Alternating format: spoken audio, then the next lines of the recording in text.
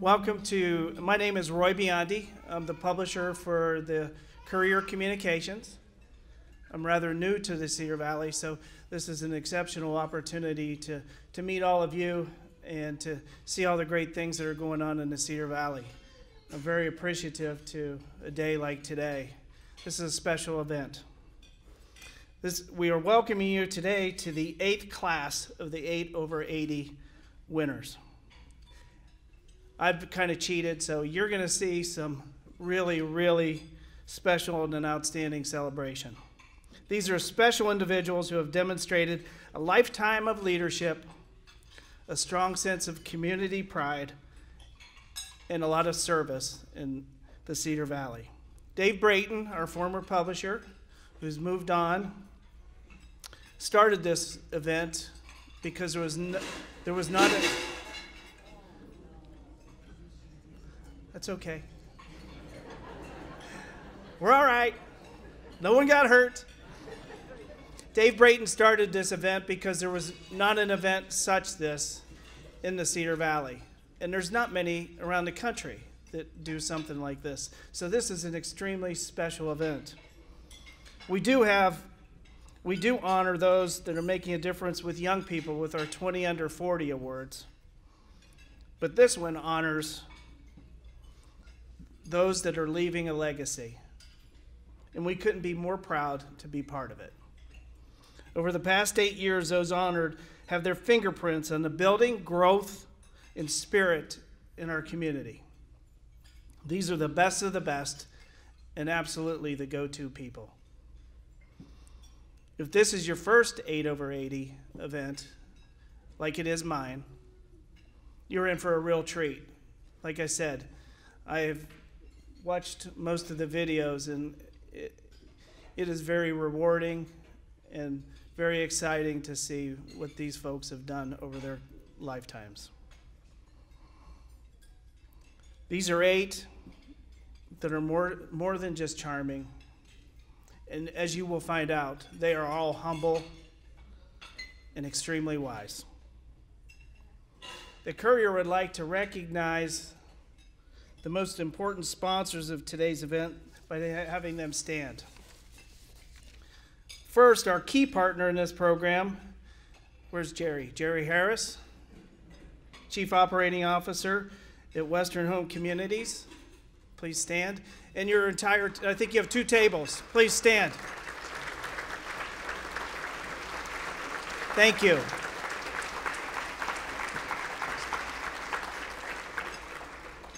Also, we have 2 other great sponsors in today's 8 over 80 celebrations. And I know I saw her, Kay England, the CEO of Community Foundation of Northeast Iowa. Thank you.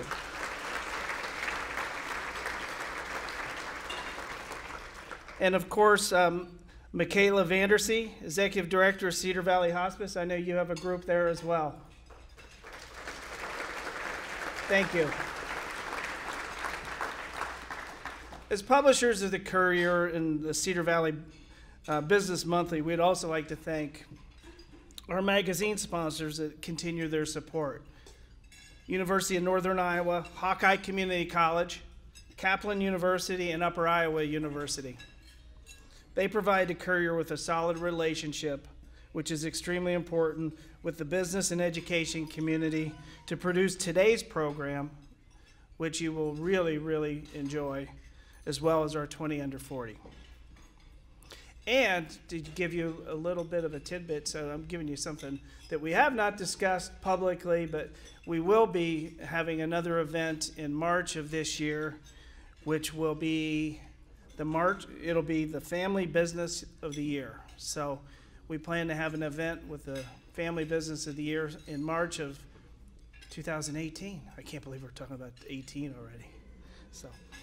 First of all, I wanted to thank a couple more sponsors for the Cedar Valley Business Monthly.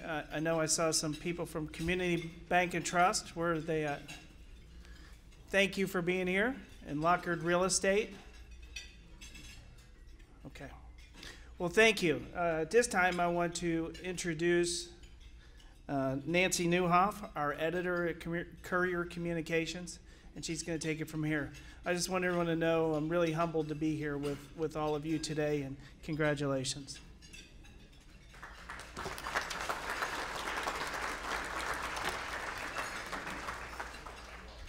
Good afternoon. I'm Nancy Newhoff. Before we begin our program, let's take a moment to remember our 8 over 80 recipients who are no longer with us, especially Jack Geist and Gail Quirk, who we lost in the last year. I'd like to bring up Pastor Tim Butker from Western Home Communities to provide a prayer for this moment. Tim?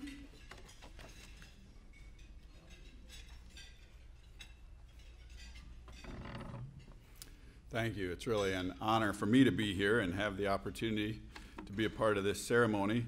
It's my 3rd year attending since I started working at the Western Home, and it is really an inspiring event. It's been inspiring to me, and I'm sure if you haven't been to it before, you'll find that today. It is inspiring, and it's the right thing to do to honor the elderly. In Job 12:12, it said, "Is not wisdom found among the aged? Does not long life bring understanding?" Solomon said, "Gray hair is a crown of splendor." My wife tells me I've started mine.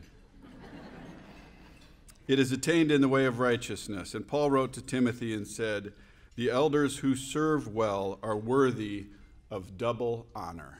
And today we're doing that, giving honor to those who have served well. So let's pray together, shall we?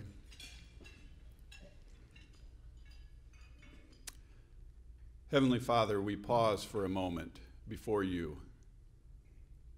We acknowledge your presence among us. We pause to give you thanks. You have been good to us in so many ways. You've watched over, as your word says, our coming and our going, and brought us to this point. And for a number of us, you've done that for many years. And today we give you praise. We thank you for this community in which we live, the freedoms we enjoy, and all the goodness that you've provided in so many ways through so many people. We praise you for them today.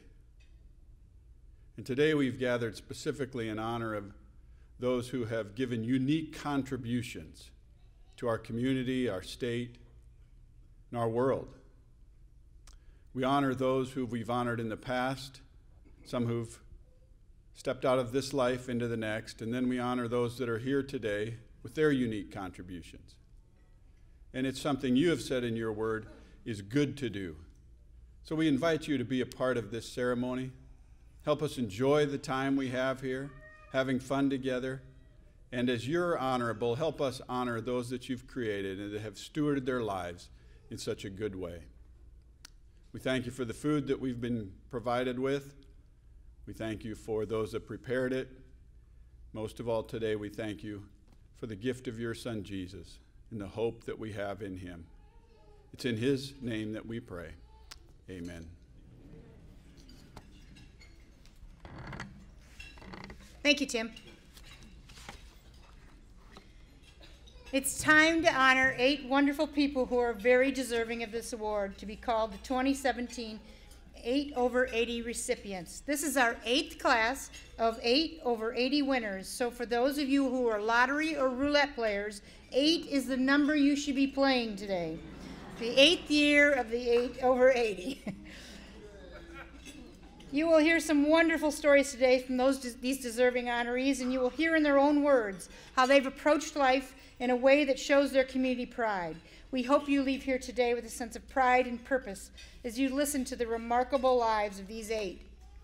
In their words, you will see why this community is stronger than the way they found it. In February, we put out a call for nominations, seeking those who demonstrate leadership, contribute now and in the past to the betterment of the community, often behind the scenes, continue to be a success, and have been or are role models, mentors to others. As you will see, our recipients this year meet the criteria and then some. They were selected by a committee of area leaders who went through all 145 nominations for nearly 70 different people and came up with our winners today. If any of our committee members are here today, and I believe they are, please stand. Bob Brown, a past recipient. Joe Vick, a retired banker. Rosemary Beach, a past recipient. And Kathy Flynn, Vice President at Hawkeye Community College.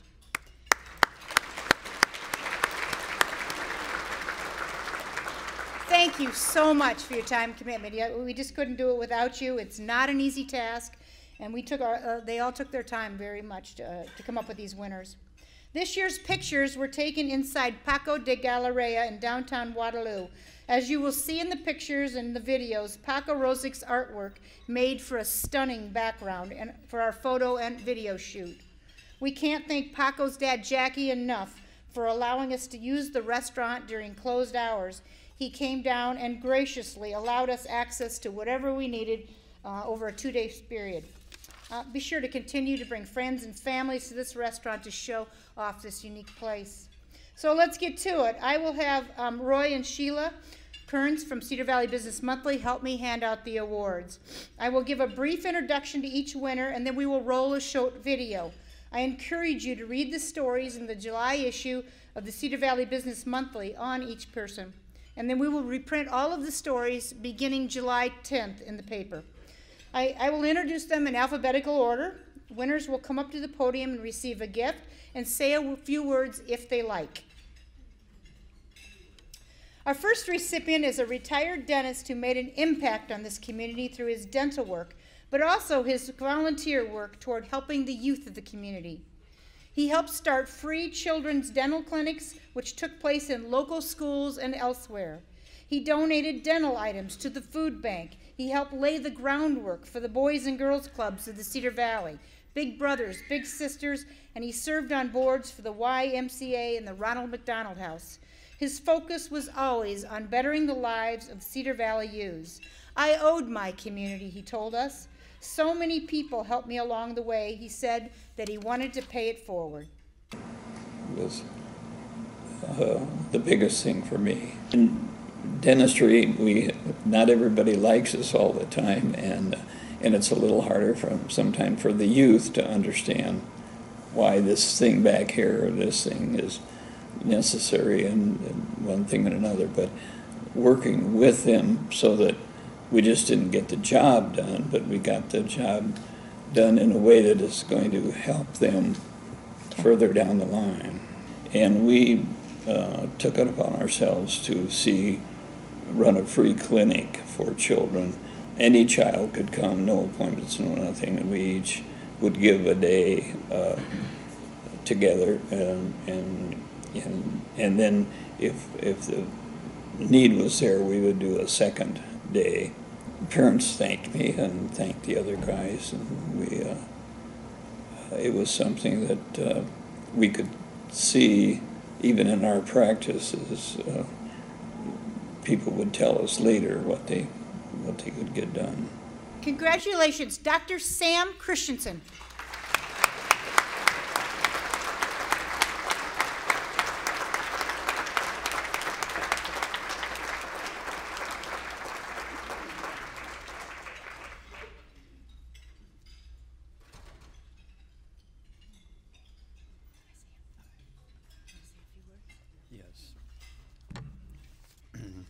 I have some notes here that my children gave me.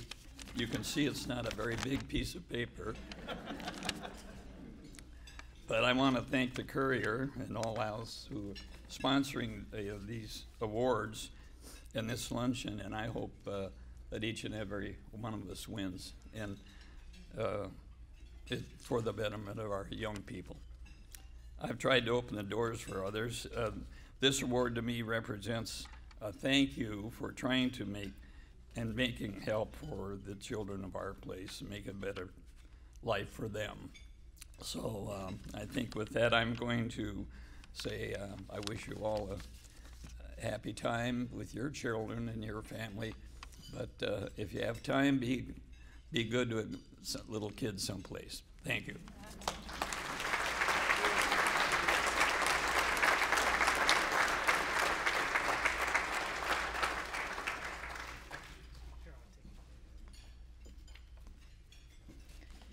Our next recipient was a nurse by trade, but took that degree to a higher place as she became an extensive volunteer to help people in the community.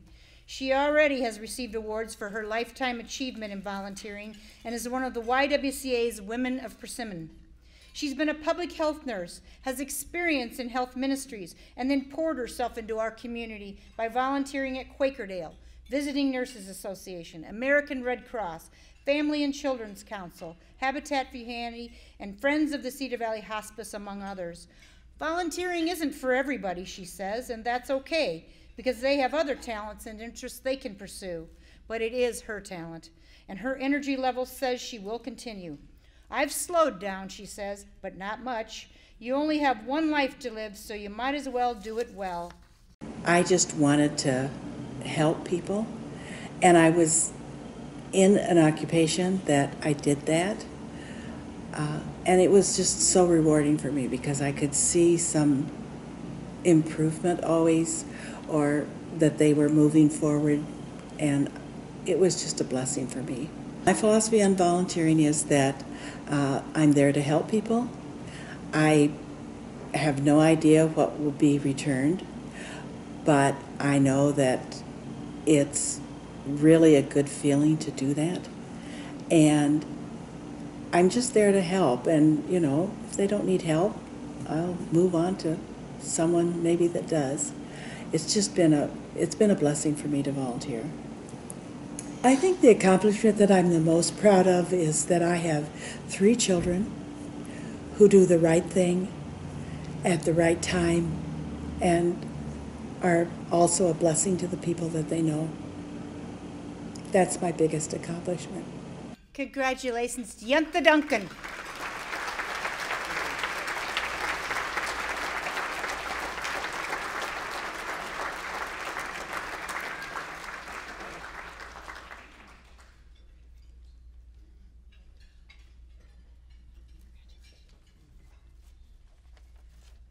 Mine is a little longer, but it'll be quick.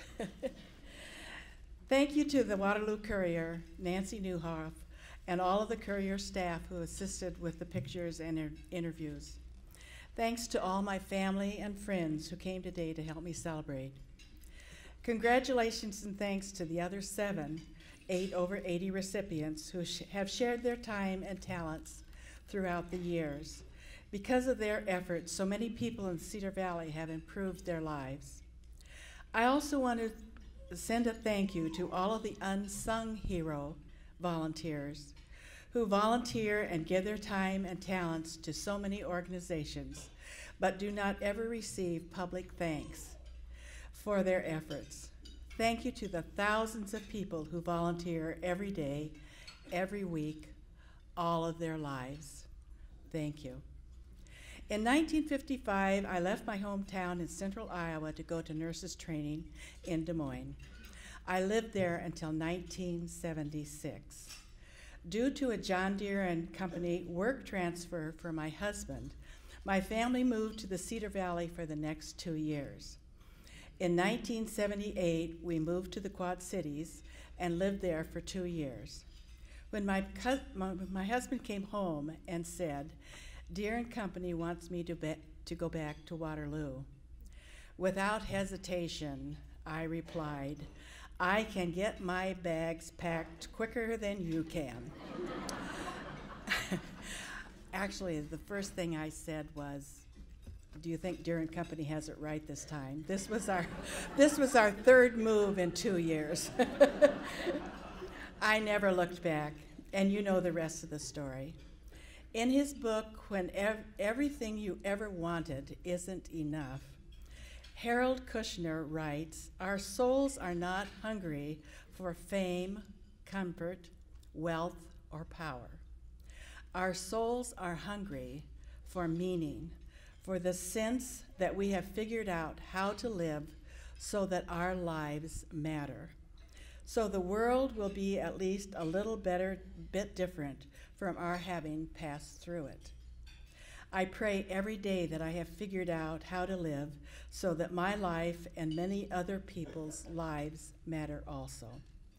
The Cedar Valley has been a great place to live and work, and with caring, giving people who are so willing to bless the area with their assistance, kindness, and friendships. Again, thank you, everyone, and God bless.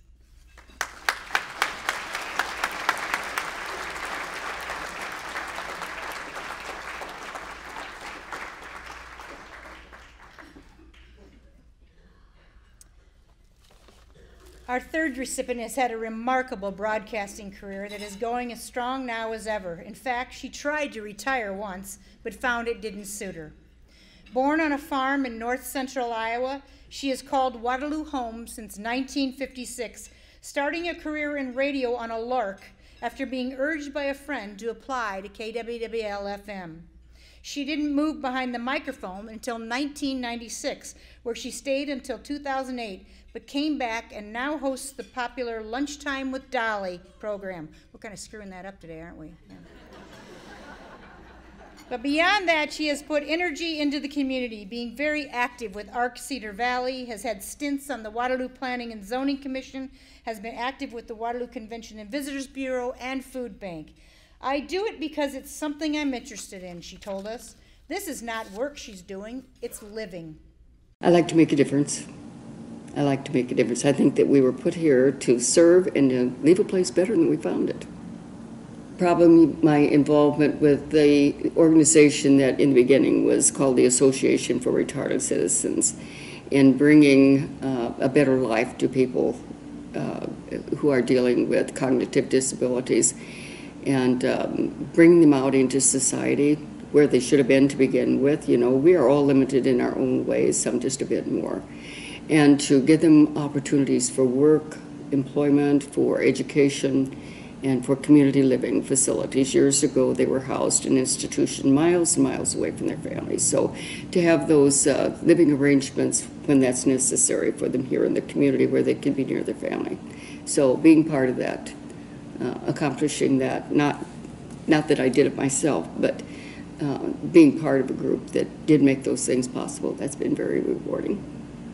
Congratulations to Dolly Fortier.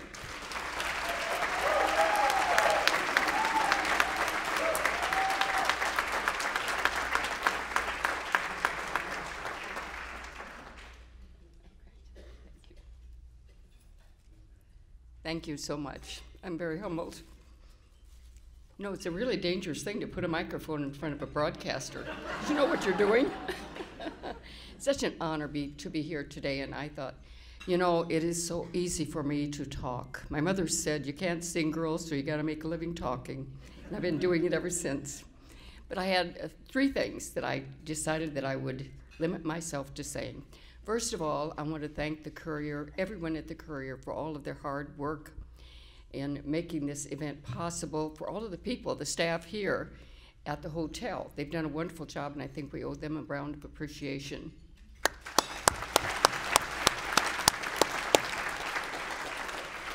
I would also like to thank all my friends and family who are here today, and all the rest of you who must listen to KCFI. And it isn't work for me. Broadcasting is just the love of my life. My introduction to radio became 1942, Bing Crosby singing White Christmas. I was at my aunt's house. She had the old style floor radio, and I said, would you pull the radio away from the wall? I had chatting. She said, why do you want me to do that, honey? I said, I want to see the little people in there. She said, there are no little people, honey. Well, where are they? They're in a big room in a building far and far away. They're singing into a microphone, and it's traveling through the air, and my radio is picking it up. Well, I hadn't just fallen off the turnip truck. I wanted to see the little people, so she pulled it away from the wall. There really weren't any, just some old, dusty, dimly lit tubes, and that was my introduction to radio, and I've loved it ever since. Volunteering. Volunteering is such a wonderful thing to do, and I would encourage everybody to do. I know that everyone who has volunteered would say the same thing, that we see a need that needs to be filled, and we work to fill that need. And in doing so, we meet so many wonderful people, and we get so much more than we give. So if you aren't volunteering yet, please, please try it once. You'll get hooked on it. And if you do volunteer, get your children and your grandchildren, your nieces and your nephews, your brothers, your sisters, your parents, your neighbors, your coworkers, get them to volunteering too, because in the end, they're going to thank you for it. And again, I just thank all of you here today. It's such a privilege to be here and such an honor. I'm very grateful.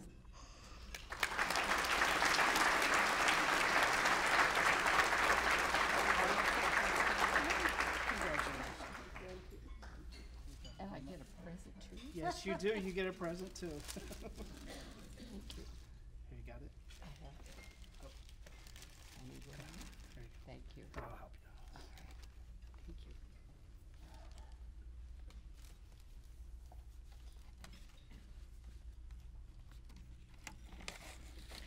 Our next recipient is a Waterloo native who grew up in Jessup. She's been a behind-the-scenes organizer, helper, and driving force behind many important agencies and groups in the community, and particularly the founding of People's Clinic, Health Clinic, Head Start, KBBG Radio, and Club La Dame, which has helped so many young black women. A social worker by trade, she comes at problems from that setting, figuring out what can be done to help. She's been on the foster care board and the Family and Children's Council and worked with Head Start, and she's a longtime senior companion to the homebound. She's a doer and gets involved with groups that work to get things done. I've enjoyed doing pretty much everything I did, she says. If somebody needed help or advice, I just tried to do that if I could. I just do things and never really think about, what I'm doing at the time. I just would enjoy doing it. If somebody needed help or advice, I just try to do that if I could. But I went back to school to get my BA in social work. I was in my 40s, started in my 40s when I went, and I realized how so many parents, young parents, really should try to get an education. So that's one reason why I went to Head Start, because I felt like I could help a lot of young mothers and stuff. So, and that's something I'm proud of, because quite a few of the different ladies, even some of those that taught at Head Start, went back to school and got degrees. And, I tell them, I said, now, I raise kids and grandparents, and if I can do this, you can do it. And so I think a lot of them have told me that they really appreciate me helping them like that. Congratulations to Samella McDonald. Samella is, she's coming off an illness, so she's going to stay at her seat and stand up for us. And she's going to have Tamina McCoo come up and speak on her behalf. There she is.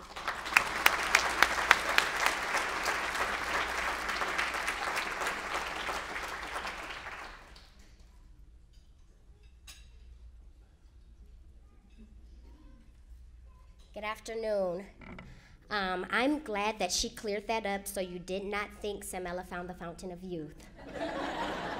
I am her granddaughter, standing in and leading a legacy that she has led, and in her ailment of having surgery, I am doing a deed of service for someone who has done so much for so many years. Unconsciously, I believe it is. As she stated, it's something that she just does. And so we've come together and have something, and me being long-winded as my grandmother, we have condensed what we are going to say this afternoon. Good afternoon. I would like to, and this is on behalf of my grandmother, Samella McDonald. Good afternoon. I would like to first say that I am honored to be here as a representative of all the retired aged men and women who have tirelessly and effortlessly given to our communities and families. I was completely surprised when Mr. Brown told me I would be recognized as one of the 8 over 80, as I have never imagined being recognized for something I have always done for the joy and fulfillment it brings that money cannot buy, rather than the notoriety or acknowledgement others may sometimes look for. It is with great pleasure that I stand before you today, as to doing the work that I have been called to do is gratitude, but being recognized for those works brings forth a humility, realizing that my service has been noticed by others. Thank you to my dear friend, Leo Thomas, who nominated me and saw the work that I have done behind doors, closed to others, to my loving and supportive family who have uplifted me, and to the board and committee of 8 over 80 who found me to epitomize your mission, vision, and purpose. As the best way to find yourself is to lose yourself in the service of others. Those aren't my words, those are Gandhi's. As that is what maturates character and manifests purpose. For brethren, you have been called unto liberty. Only use not liberty for an occasion of the flesh, but by love serve one another. Galatians 5:13. I am honored, I am grateful, and I will continue to be the servant God has called me to be. Thank you so much.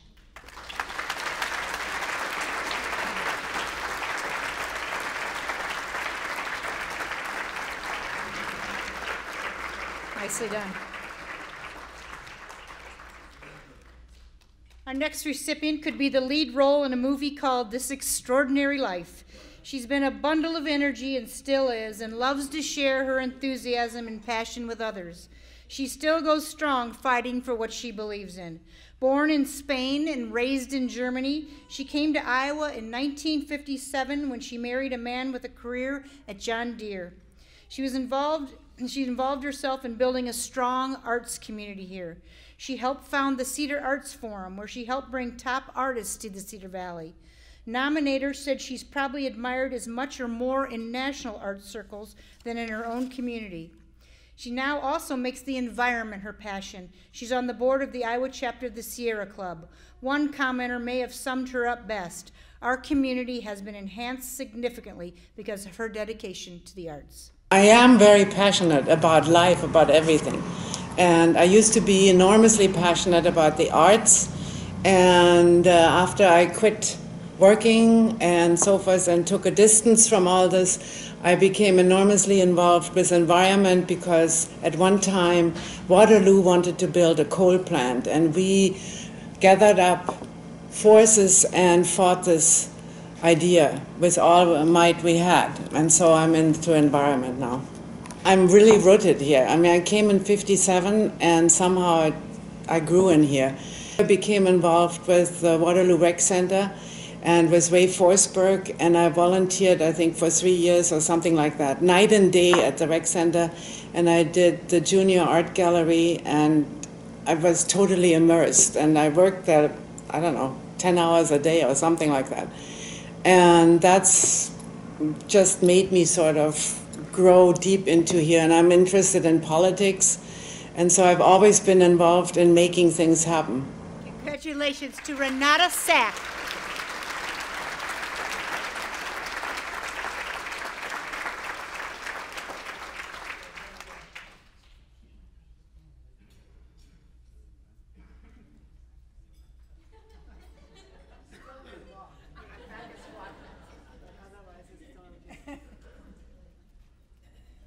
I have 2 new hips, 1 new shoulder, 2 rotten knees, and a hurting back. But what the heck? Here we are. One big thank you to the Curia who is undertaking this huge project. It's a project, my goodness, with all these details. It's almost as good as if I had done it. I mean, it's just wonderful. And then I want to ask big thanks to Chris Martin. Chris, get up, because he submitted, I found out, a really fantastic proposal to the Curia and to all these big judges who found it worthy to have me selected into it. So here I am, and I thank all of you, and I thank all my friends in the Cedar Valley and in Iowa, actually. I love lots of people in all corners of the state and in all corners of our community, and I'm very blessed to have had this great way of living here in Iowa. Even though people think, where's Iowa? Oh my goodness. Why are you still living in Waterloo? Oh my goodness. Why don't you move somewhere fun? Oh my goodness. And so here I am, and life will go on as long as I'm allowed to. Thank you. Thanks, everyone.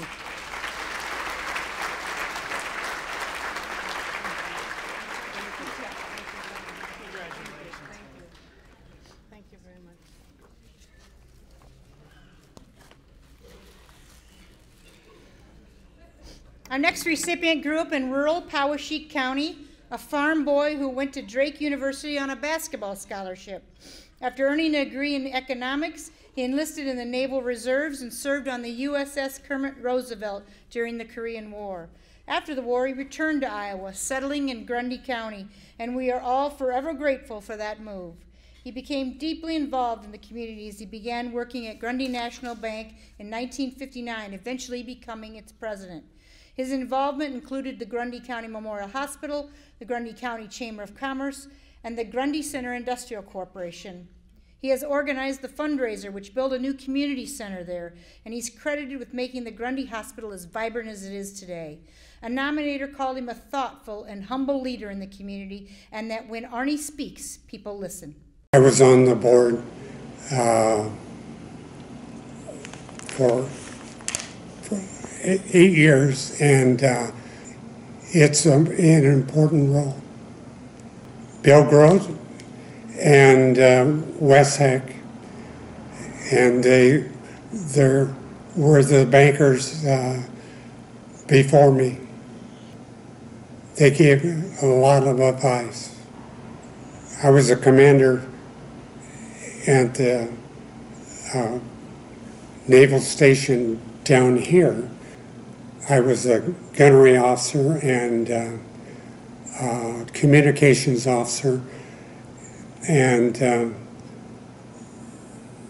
I was an ensign and Lieutenant GG, and it helped me. Can you talk about what this award means to you? I appreciate it. Congratulations to Arnie Schultz. Speaking on his behalf today is Roger Engelkeith.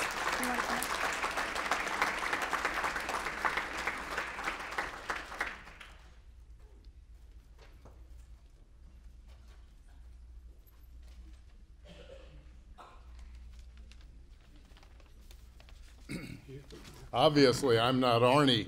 If you can't tell the difference, number one, he's much more handsome than I am, and number two, he has a lot more hair than I have. I'm reading this for Arnie.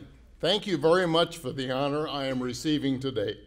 I appreciate the annual undertaking of the Courier organization to recognize the Cedar Valley octogenarians.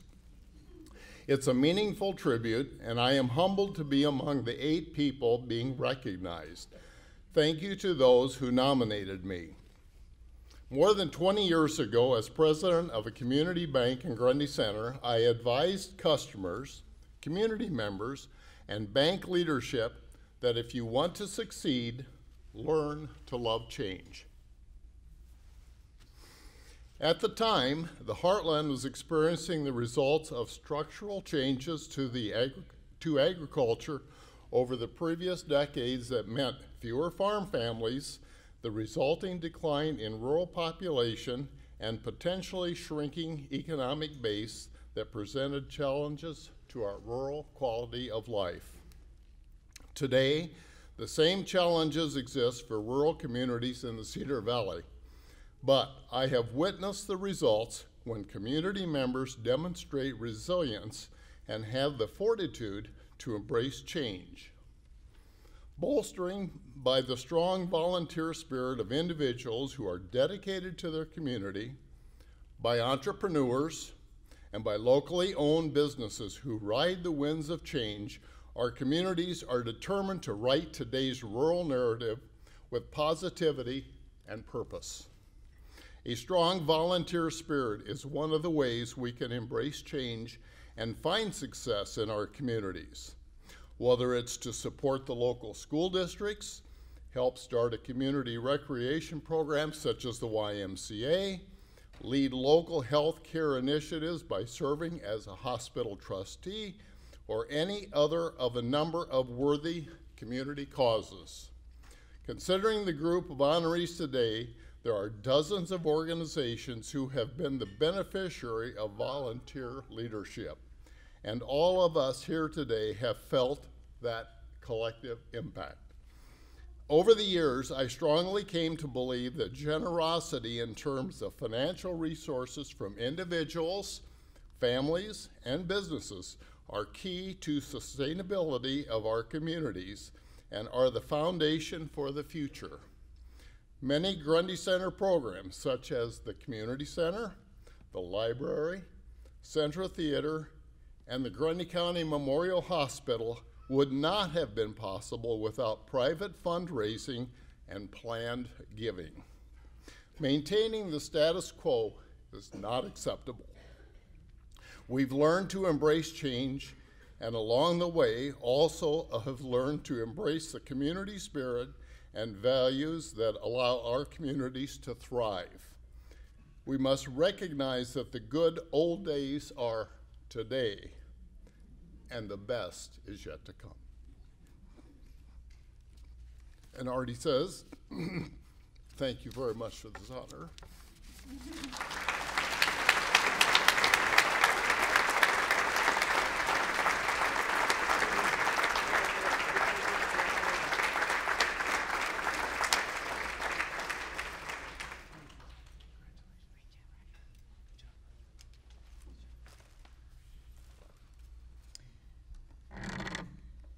We were flooded with nominations for our next recipient, a man who has held leadership positions in the community for years and continues to do so.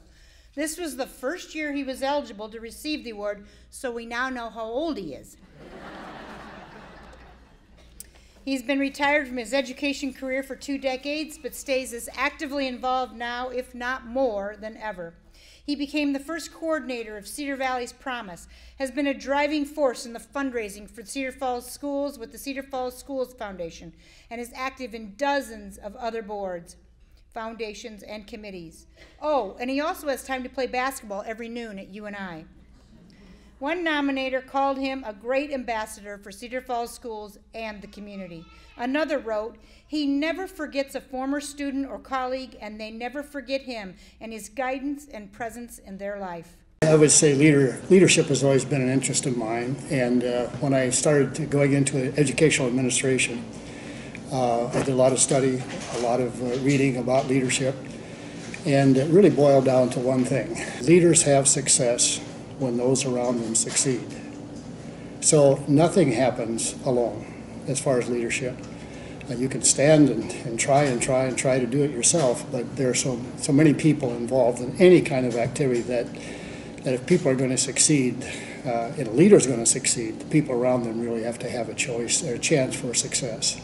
I just had such a great career in education, and it was a service occupation. I always felt that way about it. It was a time of joy. It was just fun working with faculty, staff, students especially, in a supportive community in Cedar Falls. And I just thought after retirement, I just want to keep going. I want to do a lot of things that will continue to serve the community, because that community gave so much to me. Congratulations, Floyd Winter.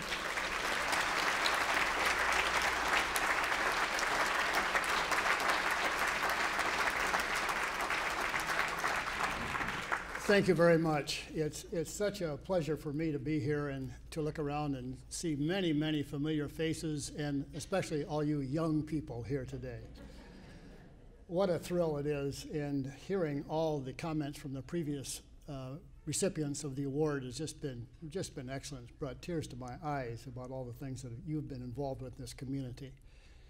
And I want to real quickly say, in fact, Nancy said, that you're going to be alphabetical order, you're second to last, and keep it short. We have scores of faculty members here, and they didn't realize that I was going to have the mic today. In fact, several have retired along with me out to Western Home Communities, and there are all kinds of former faculty members, and I tell each one of them, we're going to have a faculty meeting, and they said, you go ahead and have it, but we're not coming. But it has just been a great thrill to be part of this community, and really, when Nancy called, I really, the rest of the day, I just reflected, and reflections came very easily. First of all, I realized it was 80, and my wife Sherry said, why do they have to put that in there, we're 80 years old? But I reflected real quickly on my upbringing, and it's interesting to note, Renata, that 7 of the 8 recipients grew up north of Highway 20. In España, I don't know what highway it was there, but we're glad to have you aboard here since the 1950s in this great community. But as I reflect also, I reflect about my parents to begin with. Believe it or not, they were born 2 centuries ago in the early 1890s. That's hard to believe. They were quite old when I was born. My grandfather, who lived with us and got part of my genes from him, lived with us till he was 96 years of age. He was born in 1854 in Germany, 11 years before the Civil War ended. And I knew him well. He didn't learn how to speak English, but he spoke Low German, and my dad spoke High German, and I just tried to figure out what was going on.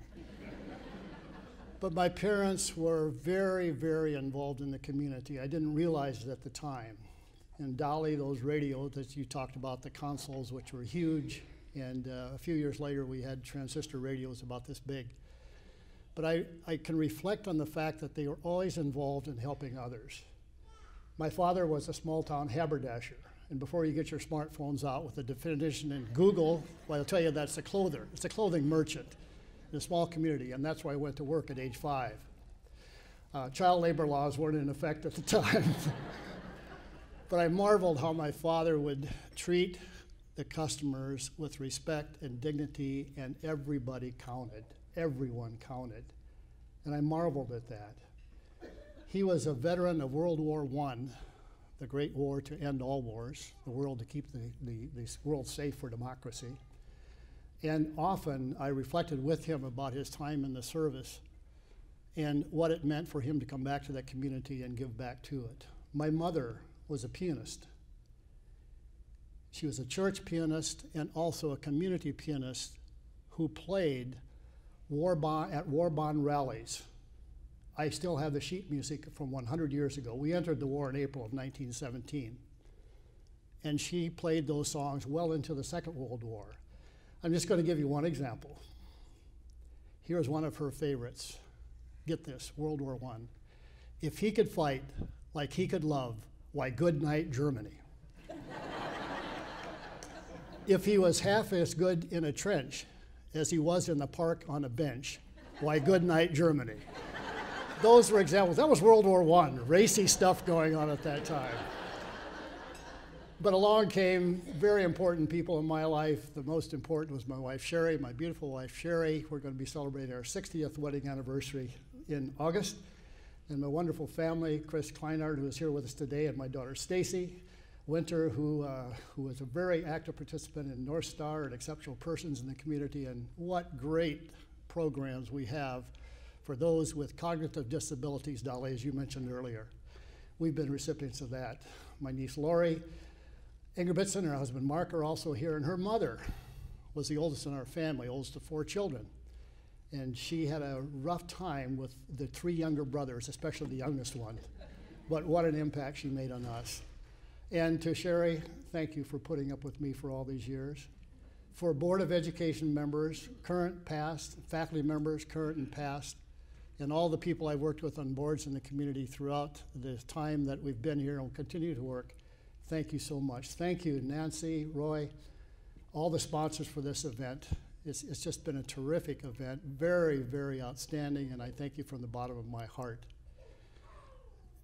Nancy also mentioned that I play basketball at noon. I've got some of my participants with me here, but I want to tell you a couple of stories. One of the things is we play with college kids and profs and some older people in their 50s and 60s and some 70s. But when we get a loose ball, they always stop and they say, way to bend over. You did it.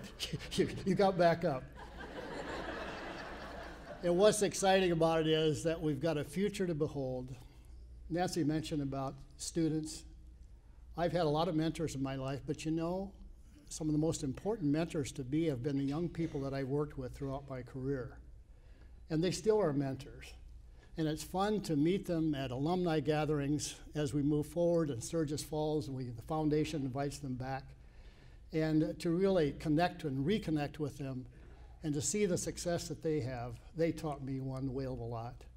Thanks again, and the hook is out now for me. As Nancy said, cut it short. Thank you very much.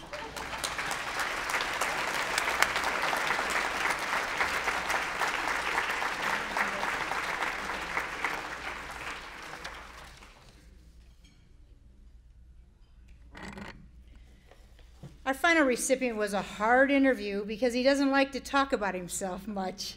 Turn the microphone off and he's as chatty as they come, a man who defies his age and still drives the Jessup school bus. Known as Mr. Jessup, he is probably best known as a businessman who pours himself into the annual Farmers' Day celebration there. He's a native of Jessup who believes strongly in his community.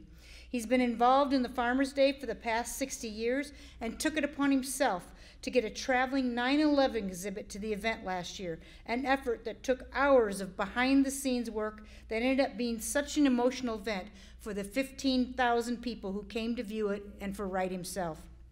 That was the best day of my life, he recalls of the exhibit arriving in Jessup in a patriotic way. It's that dedication to his hometown that rose his nomination to near the top. A nominator said he truly believes that Jessup is the right place with all of his heart. Well, I've seen it grow from 1,500 people to 2,700 people. Seen the town, all out of new houses and everything. I've lived there all my life, and my parents ran the newspaper from 1929 to 72, and I was right downtown with it all the time. I've been involved for 60 years with Farmers' Day, and then in '81 I came president. I was a board member all that time. I like to see people be happy, and they're happy at Farmers' Day. People never should forget 9/11. I heard that Dubuque had it, so then I tried to get it. The best day I ever had in my life, but it took a lot of people in the whole town of Jessup to pull it off. I've been involved with the school for all those years, and the school's done a lot. All the people at school, all that. I think the world of our town. Somebody has to help and do things and step up and get all that. They said you know every kid on every bus, on your bus. Is that true? I know all the children, yes. How do you know that? How do you do that? Because I think the world of them. Congratulations to Alan Wright.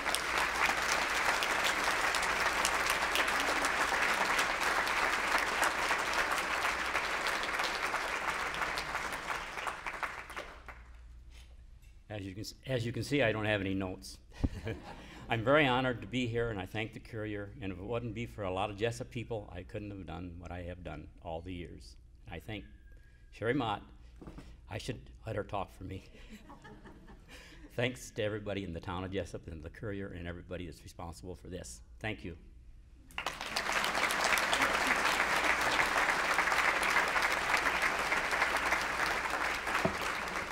Just a quick note that today's program will be shown several times on Cedar Falls Community Television Channel 15, beginning Friday at 5 p.m., then Saturday 7 a.m. and 7 p.m., and then I don't read my notes very well, but then it's going to, then they're going to also give it to Waterloo Community Television too, so it will be shown there eventually. Many of you have been with us. You've seen the celebrate the legacy of individuals that made a difference in the community, Cedar Valley. Some of you are first-timers and may wonder what we've been giving out to each of them as a token of our appreciation. When we first started the program, we wondered what would be a great memory of this day.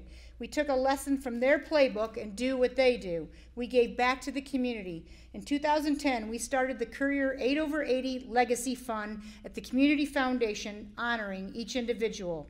What has been the result? Each year, we receive a number of thank you notes from organizations that have benefited from this fund. A wide variety of community needs are met with this wonderful testament of the work of those who are honored with the 8/80 award. In addition to the contribution in their name, we will also provide them a memory of today. Each recipient is receiving a video courtesy of CFU Cable, along with a neat framed page of the front page of the Cedar Valley Business Monthly. So they'll all receive their own little picture too. And I'd like to just stop and really, we all just say thank you again to these 8. And thank you very much.